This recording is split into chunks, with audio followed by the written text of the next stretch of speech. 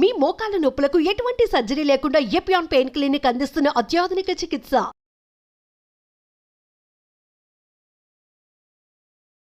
Hi, నమస్కారం.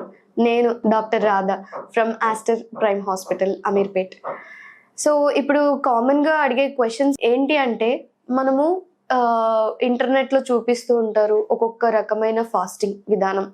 అంటే ఒక వెయిట్ లాస్ జర్నీలో పలానా డైట్ ఫాలో అవుతే ఇన్ని కేజెస్, 10 కేజెస్ వెయిట్ లాస్ అనేసి, 15 కేజెస్ వెయిట్ లాస్ అనేది మనకు కామన్గా ఇంటర్నెట్లో కొన్ని వీడియోస్ పోస్ట్ చేస్తుంటారు. సో మనము ఇక్కడ చూసి కొన్ని ఫాలో అవుతాము. సడన్గా ఏదో ఒక చేంజ్ వస్తుంది, తర్వాత పరిగెత్తుకుంటూ డాక్టర్ దగ్గరకు వస్తాము.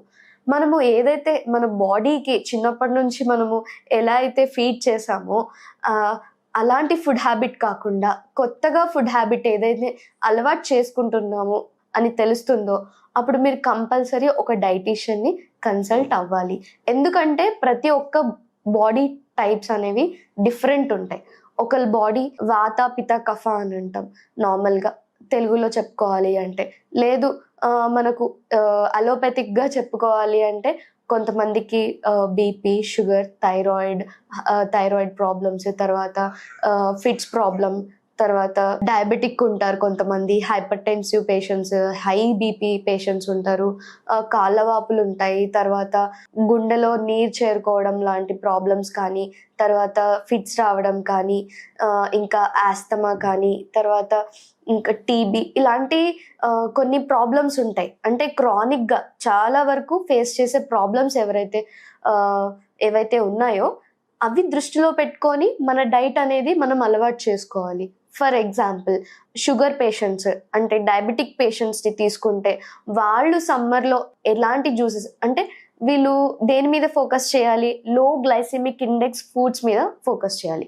అంటే లో గ్లైసెమిక్ ఇండెక్స్ ఫుడ్స్ అంటే ఏంటి అంటే, మనం ఏదైతే ఫుడ్ తీసుకుంటామో అది తీసుకున్న ఒక గంట తర్వాత మన బ్లడ్లో షుగర్ లెవెల్స్ అనేవి స్పైక్ ఎలా అవుతుంది, సడన్ స్పైక్ ఎలా అవుతుంది అంటే దాన్ని బట్టి మనము ఫుడ్స్ అనేవి తీసుకోవాలన్నమాట. అంటే లో గ్లైసెమిక్ ఇండెక్స్ అంటే మనం ఏదైతే ఫుడ్ తీసుకుంటామో అది తీసుకున్న తర్వాత మనకు షుగర్ లెవెల్స్ అనేవి ఆప్టిమల్ రేంజ్లో ఉండాలి. అట్లాంటి ఫుడ్స్ తీసుకోవాలి డయాబెటిక్ పేషెంట్స్ అయితే. అలాంటి ఫుడ్స్ ఎట్లా ఉంటాయి అంటే, ఎక్కువ ఫైబర్ కంటెంట్ ఫుడ్స్ ఉండాలి.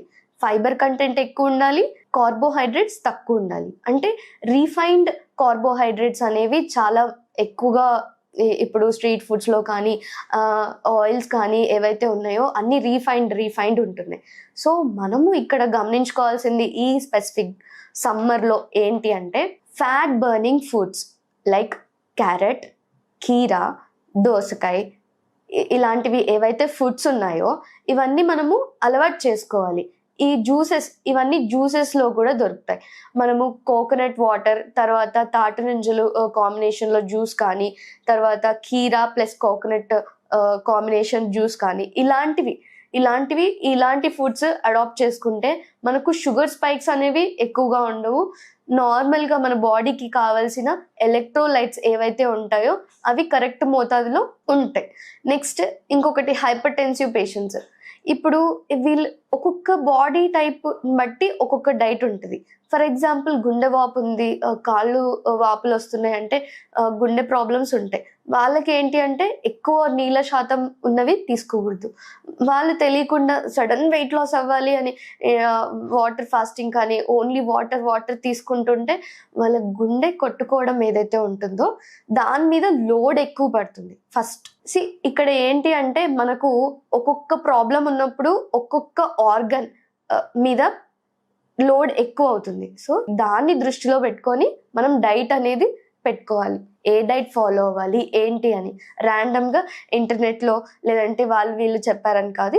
మీ బాడీ టైప్ ఎలాంటి బాడీ టైప్, మనకు ఏమేమి ఉన్నాయి అవన్నీ డాక్టర్ని కన్సల్ట్ అయ్యి ఎట్లాంటి ఫుడ్స్ తీసుకోవాలి అంటే, వాటర్ ఎక్కువ ఉన్న ఫుడ్స్ తీసుకోవాలా, ఫ్యాట్ బర్నింగ్ ఫుడ్స్ అంటే ఏం తీసుకోవాలి, లో గ్లైసెమిక్ ఇండెక్స్ తీసుకోవాలా, ఎలాంటి ఫుడ్స్ తీసుకోవాలన్నా ఫస్ట్ మీకేం తెలియాలి. మీరు హైపోగ్లైసెమిక్ పేషెంటా అంటే కళ్ళు తిరిగి పడిపోతున్నారా, షుగర్ లెవెల్స్ తక్కువ అయిపోయి సడన్గా. ఈ సమ్మర్స్లో ఏంటి అంటే ఎక్కువగా కళ్ళు తిరిగి పడిపోతుంటారు. అది మోస్ట్లీ డీహైడ్రేషన్ అనుకుంటాం. కానీ ఒక్కొక్కసారి బీపీ ఎక్కువ అయిపోవడం వల్ల తలనొప్పి, తర్వాత కళ్ళు తిరిగి పడిపోవడం, గ్లూకోజ్ తక్కువ అయినప్పుడు కూడా కళ్ళు తిరిగి పడిపోవడం, ఇలాంటివన్నీ జరుగుతుంటాయి. సో మనం దృష్టిలో పెట్టుకోవాల్సింది ఏంటి అంటే, మనము ఎలాంటి డిసీజ్తో బాధపడుతున్నాము, ఎలాంటి దీర్ఘకాలిక వ్యాధులు ఉన్నాయి, దాన్ని బట్టి మన ఆరోగ్యాన్ని కాపాడుకోవాల్సింది ఉంటుంది. నెక్స్ట్ ఇప్పుడు ఫిట్స్ ఉంటాయి కొంతమంది పేషెంట్స్లో, ఫిట్స్ ఎక్కువ రావడం. సో వాళ్ళల్లో ఏంటి అంటే మనము ఎక్కువ కెమికల్స్కి ఎక్స్పోజ్ అవ్వడం, తర్వాత ఈ సమ్మర్లో ఏంటి అంటే మనకు పంట చేతికొస్తుంటుంది, అందరూ ఫర్టిలైజర్స్ అవి వాడుతూ ఉంటారు. సో అవన్నీ మనము ఎక్స్పోజ్ అవ్వకుండా పీల్చే గాలిలో కానీ మనం ఉండే ఎన్వైరన్మెంట్లో కానీ ఎట్లాంటి చేంజెస్ ఉన్నాయి అనేవి చాలా ఇంపార్టెంట్. సో ఫుడ్స్ అనేవి ఆర్గానిక్ ఫుడ్స్ అడాప్ట్ చేసుకోవాలి, ఫర్టిలైజర్స్ ఫ్రీ ఎలా చేసుకోవాలి, ఇన్ కేస్ ఇంట్లో తెచ్చిన ఫుడ్ మనము పెస్టిసైడ్ ఫ్రీ ఎలా ఉండాలి. సో ఇంట్లో తెచ్చుకునే ఫుడ్స్ ఏవైతే ఉన్నాయో, బయట ఏం తింటున్నాము, ఇంట్లో ఏం తెచ్చుకుంటున్నాము అనేవి మనం దృష్టిలో పెట్టుకొని పిల్లలకి కానీ పెద్దలకు కానీ మనము ఇంట్లో ఏవి తెస్తే అవే అలవాటు అయిపోతాయి కాబట్టి, సో ఇది మీ బాధ్యత. Thank you.